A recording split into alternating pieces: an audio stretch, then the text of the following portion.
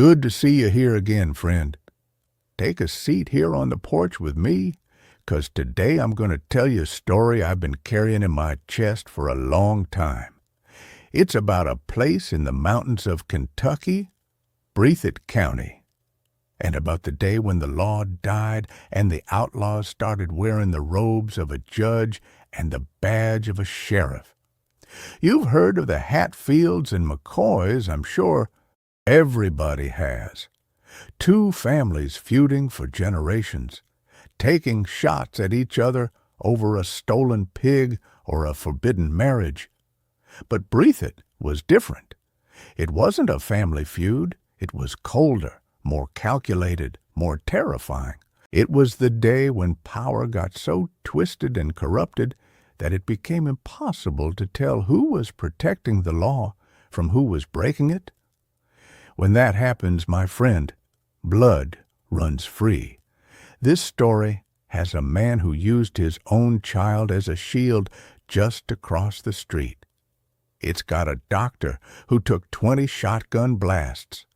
It's got a house of justice that turned into a den of killers. And it's got a judge who died by the hands of his own son after years of ordering other fathers killed. It's a story about fear, silence, and the price you pay when good citizens decide it's safer to keep their mouths shut than to do what's right.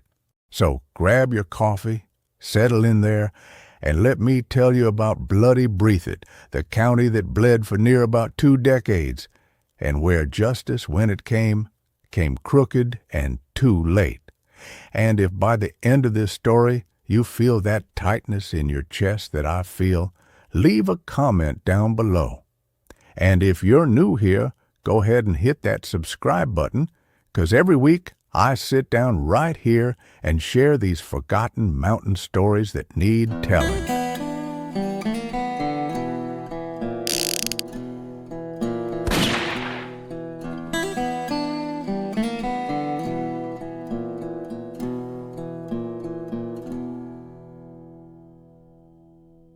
Before I get to that lawyer, I need to tell you about another man, a fellow named Tom Smith.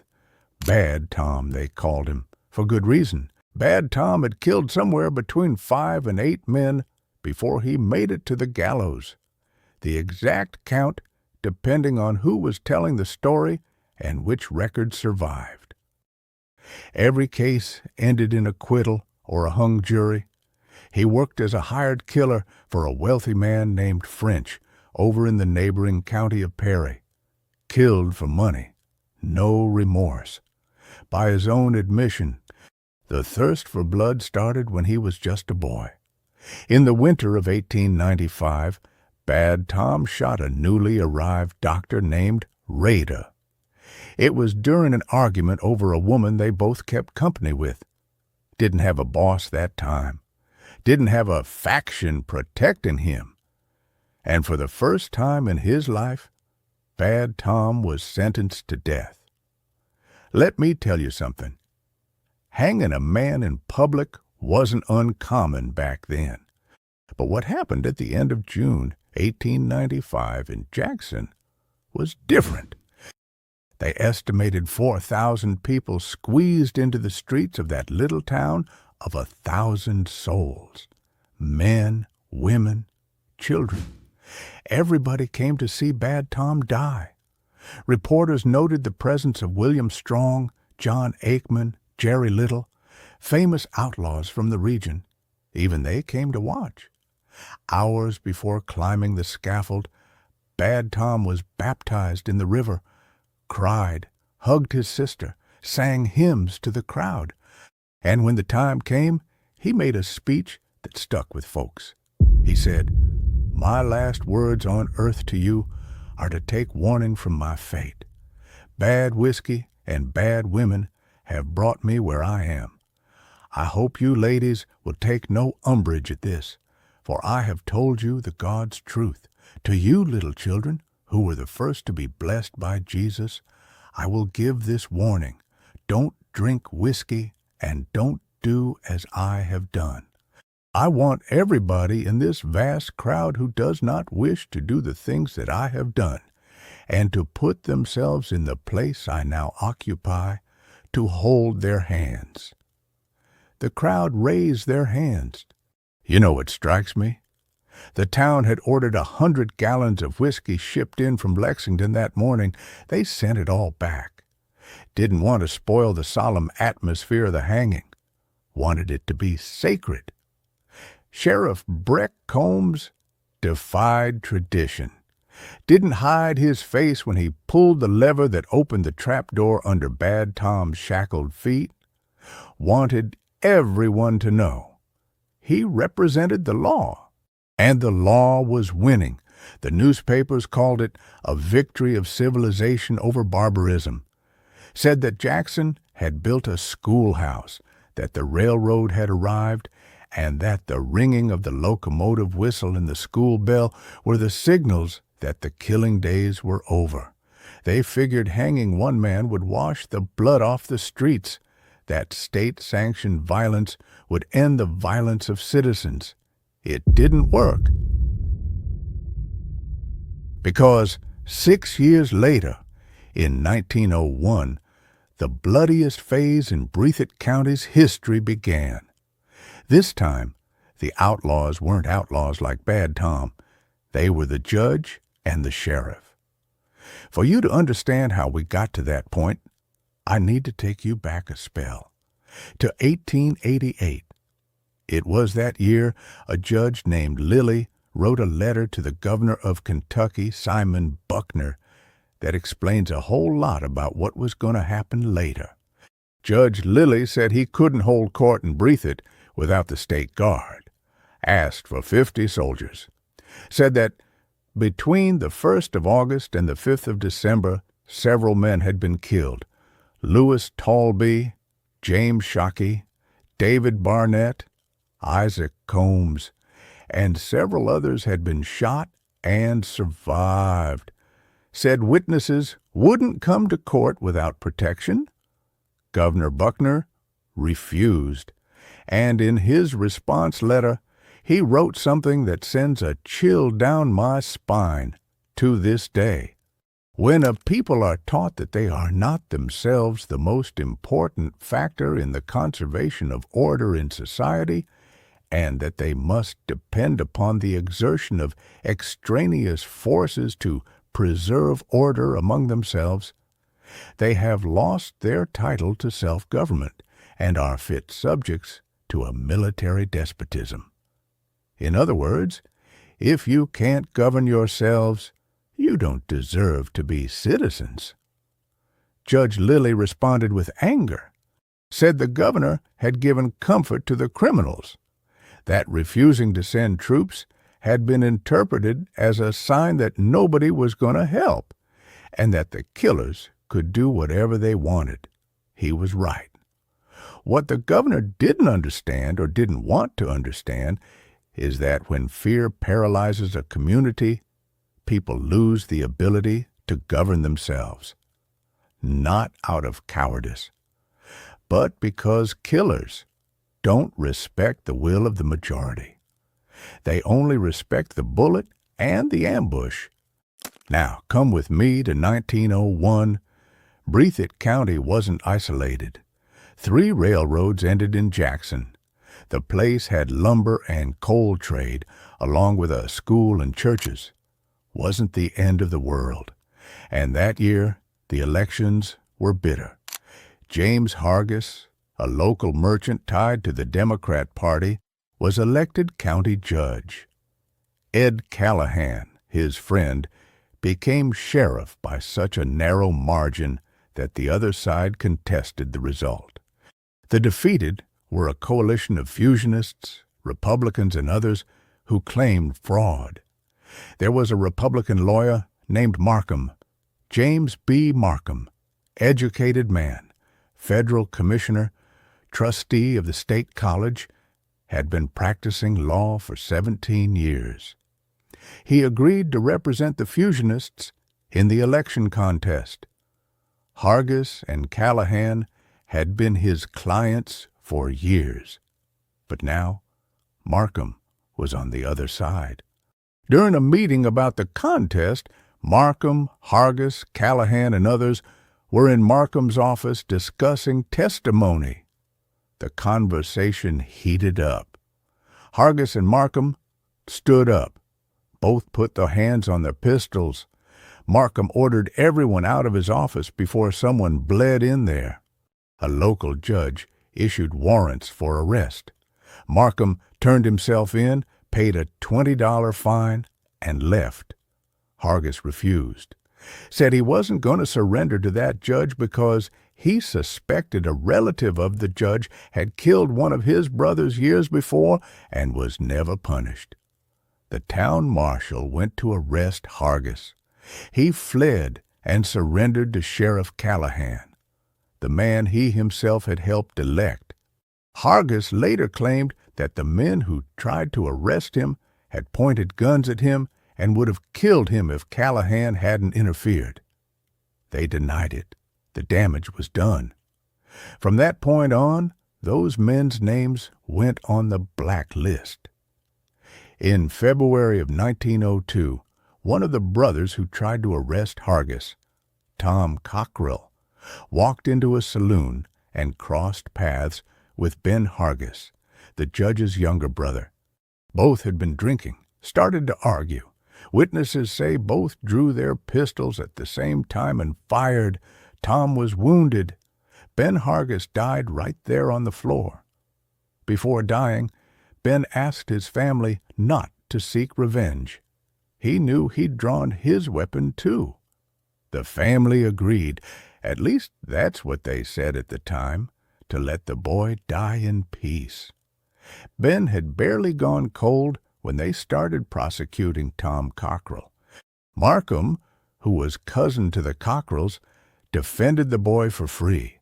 The trial was moved to another county. Tom went to trial with 12 armed guards and even got a rifle to defend himself, if needed. He was acquitted. That's when things went to hell. There was a doctor in town, Dr. Cox. He was legal guardian to the Cockrell brothers and close friend to Marcum. In April of 1902, on a Sunday night, he got a call. Someone needed a doctor. He left home and went to his office in a 2-story building across from the House of Law. As he was leaving, a volley of buckshot hit him, about 20 wounds. He fell in the street. Before he could move, another blast. Died right there in the blood and dust with nobody to help him. Nobody saw nothing. But everybody knew the shots came from the direction of Hargis's stable across the square. Nobody was arrested. Hargis started walking around with armed bodyguards in the following weeks. A persistent rumor ran through town that Hargis laughed and made comments about how the doctor had bellowed like a bull when the shot hit him. I don't know if it's true. I know nobody had the courage to call him out on it to his face. 2 months later, in July, Tom's brother, James Cockrell, who was the town marshal, was out on the street at midday talking with friends. Shots rang out. They came from a second-story window of the courthouse. Let me repeat that. From the courthouse. The building that was supposed to represent justice had become a hideout for killers. James Cockrell was hit, but didn't die right away. They rushed him to Lexington. He died the next day. Witnesses said they saw 3 rifle barrels sticking out the window. One witness recognized one of the shooters, Curtis Jett, Hargis's nephew and a deputy under Sheriff Callahan. The witness was threatened. They told him, "Shut your mouth and get out of town, or you're next." He fled to Lexington, offered to come back and testify if he had protection. Took a while, but he eventually returned. That same night, James Cockrell was shot. The saloon where Ben Hargis had been killed caught fire, burned to the ground. Coincidence, of course. And meanwhile, Churches in Jackson started closing. Nobody walked the streets at night without a lantern, and even then it wasn't a guarantee of safety. People locked themselves in their homes. The whole town lived in fear. But the worst was still to come, because Marcum, the lawyer who defended the Cockrells, was still alive, and Hargis and Callahan weren't going to let that last much longer. While Marcum watched friends and allies get killed one by one, he began to understand he was next. In March of 1902, Marcum had gone to Washington on business. It was while he was away that Dr. Cox was murdered. When the lawyer returned, he knew, with that cold certainty that puts a knot in the pit of your stomach, that he was marked. On the night of March 30th, there was a knock at his door. It was a fellow named Moses Feltner, client of his. Feltner came in, closed the door, and revealed something that must have stopped Marcum's heart. They'd offered him $35 and a brand-new shotgun to kill Marcum. Showed him the gun, still in the wrapping. Showed him the money, too. Explained he'd agreed to join only so he could find out the details and warn him. The plan was simple. Lure Marcum to his office at night. 3 men would be waiting, hidden in the brush with rifles. The following mornings, Feltner took Marcum to the woods near his house and showed him 4 Winchester rifles, brand new, hidden, right there, ready. And then the siege began. Marcum sent his wife and little boy to a ravine about 200 yards from the house, the only place where killers could hide with rifle range. It was early morning. They saw 4 armed men running, fleeing. The boy recognized 2 of them. Days later, Marcum went to visit his sister. On the way back, his wife and 2 sisters passed through that same ravine, saw 2 men with guns, waiting. Later, after turning out the lights at home, they watched a man position himself in front of Marcum's house. Others, unbelievably dressed as women, were beneath his window in the side yard. Marcum's family was being watched day and night. He knew it. He then tried to leave town, went to the Arlington Hotel, planned to cross the river by boat before dawn and catch the train at the tunnel unseen.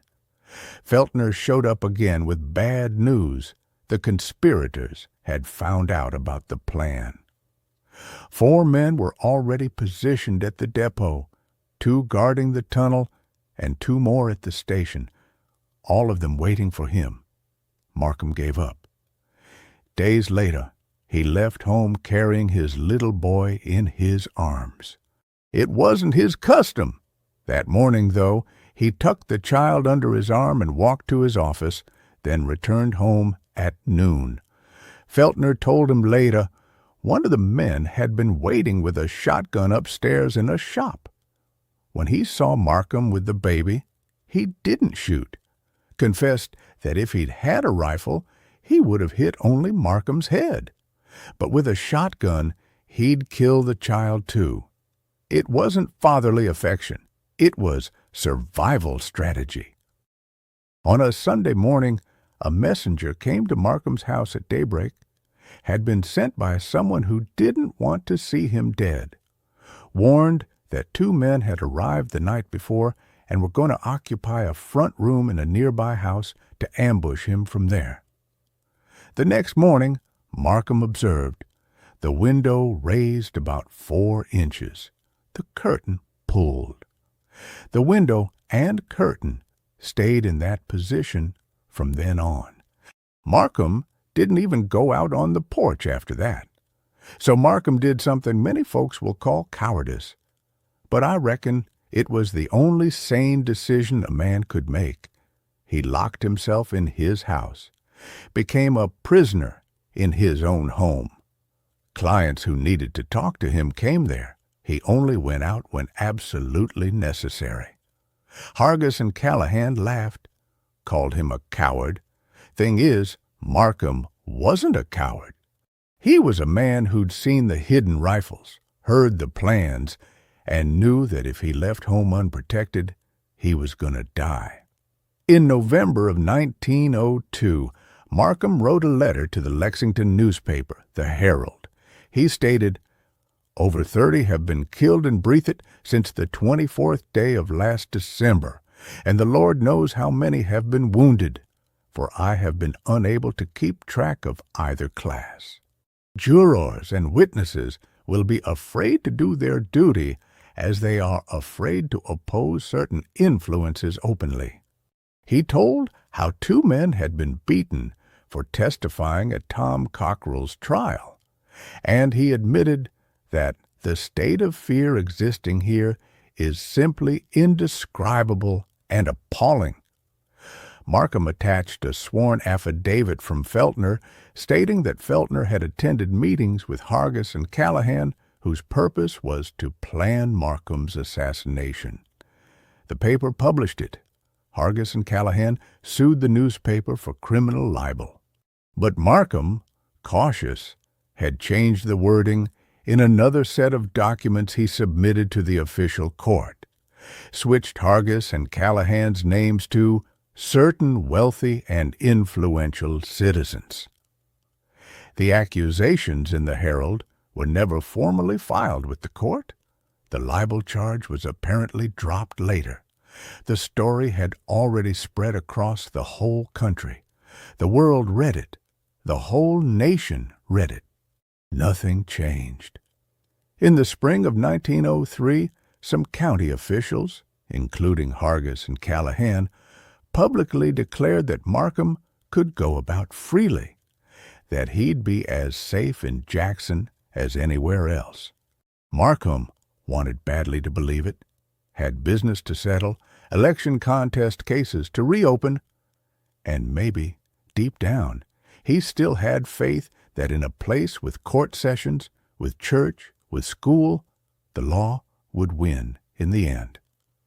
On the Sunday before May 4th, a messenger rode 18 miles through the night to warn Marcum, told him 2 men had arrived in town and something was going to happen on Tuesday at noon. When the session ended, Marcum was suspicious. The court didn't usually close on Tuesday. He confirmed, though, the 2 men had arrived. And on Tuesday, surprisingly, the hearings ended exactly at noon. Marcum didn't leave home that day, but the following Monday, May 4th, he went out. This time, there was no more time to run. If you're feeling that tightness in your chest that I feel when I tell this part, leave a comment down below, because what comes now is the day when everything went to hell. It's hard to hear, but it needs to be told. May 4th, 1903, 8:30 in the morning. Marcum had business at the court. Papers to file about the election contest cases. He went there, entered the clerk's office, filed the documents, then walked to the front door of the building. Stood there, his back to the hallway, talking with a friend named Captain B.J. Ewan. Marcum was leaning on Ewan's shoulder. The hallway behind him was full of people. A man named Tom White walked past Marcum, turned and looked him right in the face. Marcum turned to his friend and said, "That's a bad man, and I am afraid of him." A shot rang out. Marcum staggered. The first shot entered through his back and came out through his chest. As he was falling, another shot went through the top of his head, apparently aimed while he was staggering. He collapsed to the floor. His body lay there for 15 minutes. Nobody had the courage to come close. Ewan, who was standing next to Marcum, saw Curtis Jett in the hallway with a pistol in each hand. Ewan went out the door to save his own life. Figured he'd be next. A few moments later, Jett appeared at the side door of the building, looked out, walked down the steps calmly, and blended into the crowd. Tom White, who had walked past Marcum moments before, was standing in front of a store before the assassination. An acquaintance invited him for a drink. White refused, saying he didn't have time, that he was looking for a man. He spotted Curtis Jett, made a signal, and the two entered through the side door. White walked through the hallway to the front door and drew Marcum's attention while Jett positioned himself behind. White turned toward the front door to escape the bullets he knew were coming. After the killing, Jett and White met up again near the jail and walked down the street unmolested. Hargis and Callahan were sitting comfortably in front of Hargis's store, had a perfect view of the entrance to the house of law, kept sitting there, motionless, never made the slightest effort to locate or arrest the killers, didn't seem disturbed, showed no surprise. When someone asked, they claimed they'd seen the shooter in the hallway, but the smoke from the gun was so thick they couldn't identify anyone. Hargis instructed Callahan, who was still the sheriff, not to pursue the assassin because it was too dangerous. When Marcum's widow found out, she ran there, knelt beside her husband, soaked her handkerchief in the blood and pieces of brain scattered on the floor. What she swore there, nobody knows. I imagine, though, Marcum left a wife and 5 children. The news of Marcum's assassination exploded in newspapers across the country. The press from other states condemned Kentucky so severely that public sentiment within the state itself was forced to react. The National Guard was called. Troops were sent to Jackson. Martial law was declared and continued for several months. The presence of troops reassured citizens. Many who had fled the town returned. The grand jury convened and indicted Curtis Jett and Tom White jointly. Order was gradually restored. Church services resumed after months of suspension. In the middle of one of the trials, Captain Ewan, who was living in the camp with the troops not daring to return to his own home, saw his house catch fire, burned to the ground. It wasn't an accident. It was the reward for his fidelity to good citizenship and willingness to tell the truth. Ewan also stated that they tried to bribe him, offered money for him to change his testimony. He refused. Ewan left Jackson after the trials. The trials of Jett and White took place in Cynthiana in another county. Tom White had come to Jackson several days before the assassination, ostensibly to find work. Only one witness said he'd tried to get employment. The defense relied on an alibi. It proved to be, however, such a transparent fabrication that the jury completely ignored it and returned a verdict of guilty against both. The sentence was confinement in the penitentiary for life. But because of one juror's persistence in refusing to vote for death, they weren't hanged. Curtis Jett was also convicted of James Cockrell's murder, served 15 years in prison, and was released. They say he became a preacher. What makes me grind my teeth to this day is what happened with Hargis and Callahan. They were tried, too, as masterminds. Moses Feltner, John Abner, John Smith. Several men confessed, one way or another, that Hargis and Callahan were the leaders, that they were the chief conspirators, that the murders were done for their benefit, that they supplied the money and ammunition. The testimony at the trials established total corruption. Officers whose obligation was to bring the guilty to justice stood by, allowed men to be shot while they watched calmly, made no attempt to arrest. Then they visited the killers in jail, provided delicate food, money, and lawyers, consulted witnesses, looked for people willing to serve as defense witnesses for money, trained them, instructed them. Through intimidation and death threats, they forced men to commit the crime of perjury to save the killer's necks. One case breaks my heart. A young man of previously good reputation, a school teacher, was indicted for swearing falsely as a witness for the defendants. He was convicted. When the judge pronounced the sentence, the man completely broke down, admitted his guilt, begged in mitigation that high officials of Breathitt County, enemies of Marcum and the Cockrells, had coerced him into becoming a witness for the defense, that they'd trained him for hours so he wouldn't make mistakes in the prepared testimony. The story had the ring of truth. The judge and state prosecutor released the man on his own recognizance, though he'd asked to be sent to the penitentiary, where he'd be reasonably safe from assassination. But even with all that, even with confessions, even with testimony, Hargis and Callahan were acquitted. Marcum's widow didn't give up.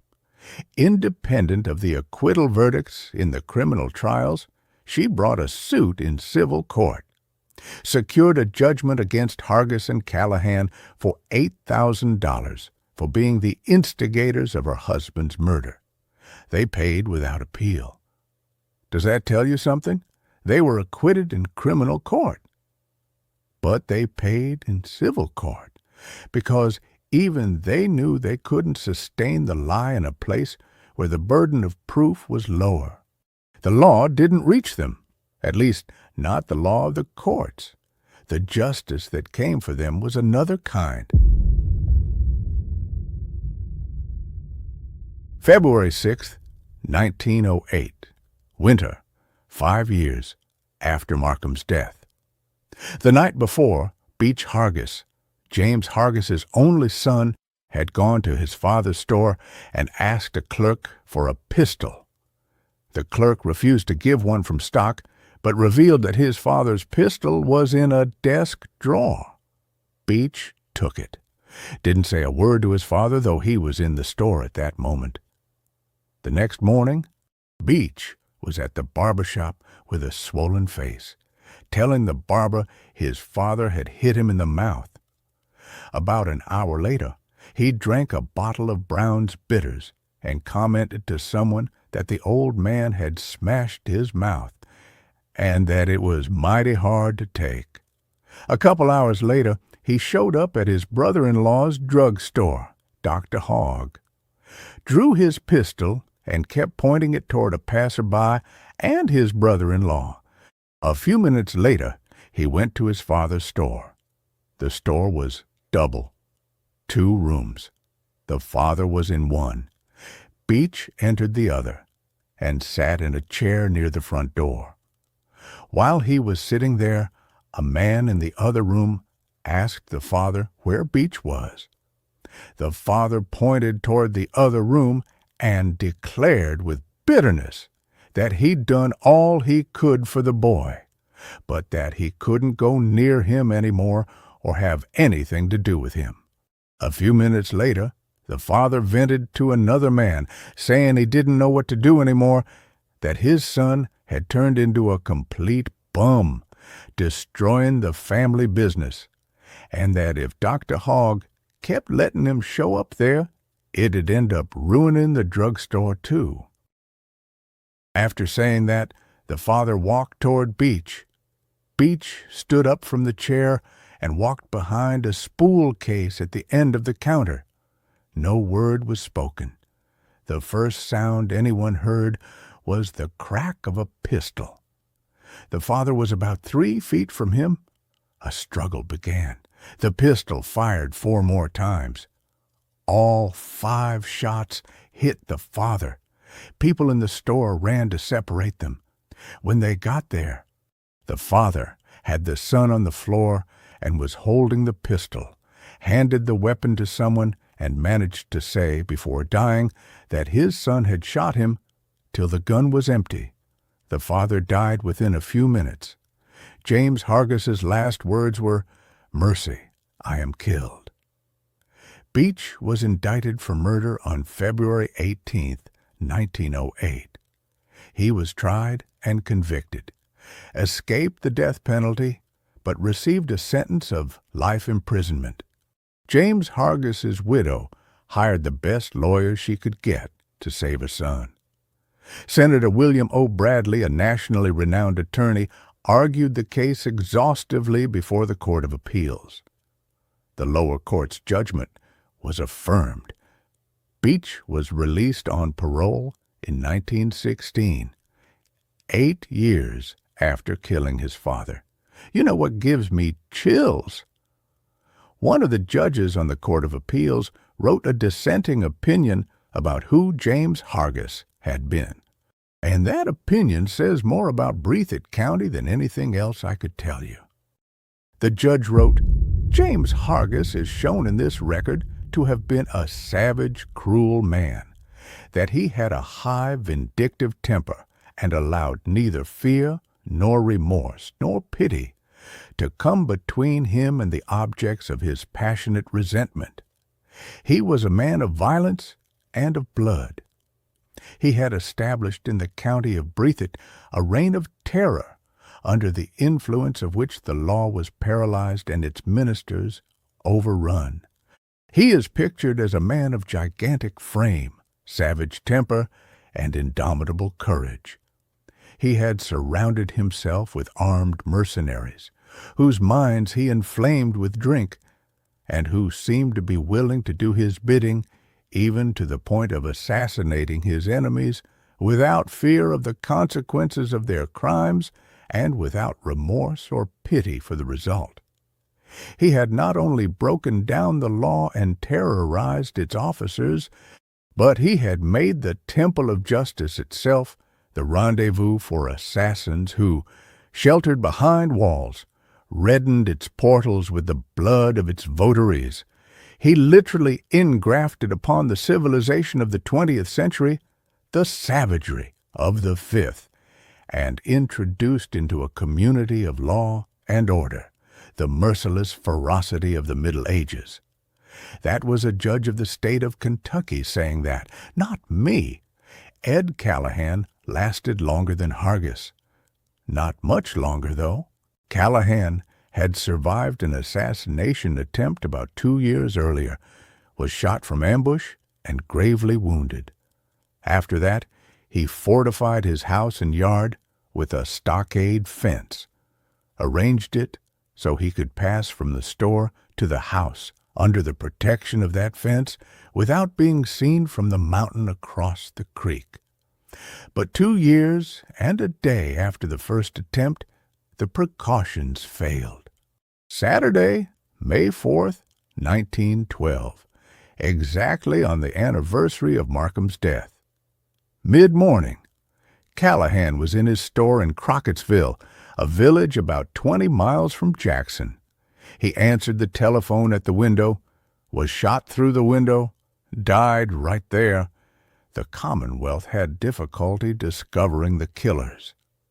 Rumor pointed to the guilty men easily enough, but the state couldn't base the case on rumor. Needed competent evidence. In the difficult task of securing that evidence, it was ably assisted by a daughter of the murdered man. She took the initiative, rode fearlessly and tirelessly night and day, making inquiries, listening, observing, employing spies to help. Until finally, a number of men were arrested. Those indicted numbered over 10. I'll spare you the names. Many of them were from the Deaton family. Fletch Deaton, who lived in Jackson, was the mastermind. The conspiracy was long and cinematic. The conspirators moved over several days, from Wednesday till Saturday morning. On Wednesday afternoon, 2 of the killers met up. Thursday night, they went to one of the leaders' houses. On Friday, they spent the day planning, got 2 quarts of whiskey, and drank half before leaving. In the early morning hours of Saturday, about 2 o'clock, the group set out. 3 men went to the hillside across from Callahan's store, arrived just before dawn, prepared forks about 18 inches long, and drove them into the ground to use as rests for shooting. One of them piled rocks to support the gun. They stayed there, waiting, until between 9 and 10 o'clock. They could see the front of the store through the glass window, could see the outline or shape of a man passing behind the window. Concluding that shadow must be Callahan, they fired 6 shots through the window. 3 hit and mortally wounded him. Then they panicked, left their hiding places in a hurry, and fled through the woods. At the critical moment, realizing their situation, 2 of the men made a complete and voluntary confession of everything they knew about Callahan's assassination. The trials were held in Winchester. In every case but one, the defense relied on alibis, claiming they were in Jackson on the day of the murder. The alibi was completely broken by Commonwealth witnesses. Result: a number of the conspirators now serving time in the state penitentiary. Neither one of them, not Hargis, not Callahan, died at the hands of the law. They died the same way they killed, with bullets, betrayal, and violence. There's an old saying that goes, "Whoso sheddeth man's blood, by man shall his blood be shed." I don't know if it's fate, if it's divine justice, or if it's just the way these things work when you live by the gun. I know one thing, though. Hargis and Callahan escaped the courts, but they didn't escape the end they created themselves. You know what haunts me ain't the violence itself. Violence has always existed in these mountains. Always will, where there's power, greed, and fear. What haunts me is the silence, because Breathitt wasn't a forgotten place, wasn't some isolated backwoods deep in the mountains. 3 railroads ran through there. There was a school on the hill. Churches stood with their steeples. Good people lived there, people of faith, honest folks. But when the judge and the sheriff, the men who were supposed to protect the law, are the crime bosses, what do? Marcum tried to expose them, wrote letters, presented evidence, was killed at the door of the House of Law. Ewan testified to the truth. They burned his house down. Dr. Cox helped the wrong men, took 20 shotgun blasts, and the whole town fell silent.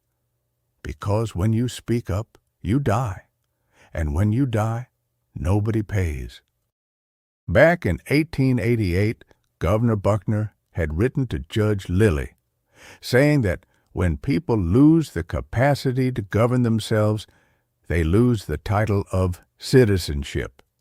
He was right, because in Breathitt, for years, good citizens stopped being the most important factor in keeping order. Fear won, and when fear wins, the law dies. That's why Breathitt became known as Bloody Breathitt, not because the mountain folk were ignorant or savage, but because power got so deeply corrupted that it became impossible to separate law from crime. In that kind of place, violence becomes language, the only language left. Marcum knew he was going to die. He saw the hidden rifles, he heard the plans, he carried his son in his arms so he wouldn't be killed in the street. Even so, when they declared it was safe to come back, he believed them, because he still had faith that in a place with court sessions, with church, with school, the law would win in the end. He was wrong. At least that May morning, with the sun shining and the hallway full of people, the law didn't win. I like to think, though, that in the end, in some crooked way, it did win. because Hargis died at the hands of his own son. The son he'd beaten, humiliated, turned into a complete bum. And Callahan died on the exact anniversary of Marcum's death, shot through a window, the same way he'd ordered so many others killed. Their names are forever stuck to the word killer, and Marcum's name stayed as the man who had the courage to expose them, even knowing the price. Sometimes justice don't come from the judge. It comes from time. It comes from the echo that violence leaves. Now, before I let you go, I want to ask you a question. What would you do if you were in Breathitt back then? If you knew that speaking the truth could cost you your life, but keeping quiet meant letting evil govern? Think on that. And if this story touched you, if it made you feel something, leave a comment down below. Tell me what you thought. Because these mountain stories, they need to be remembered, not to glorify violence, but to understand the price our ancestors paid so we could have the peace we have today. And if you haven't subscribed to the channel yet, go on and hit that bell. Every week, I bring stories like this, forgotten ones, important ones, that show who we are and where we came from. Thank you for listening. Till next time, my friend, may you never have to make the choice that Marcum made.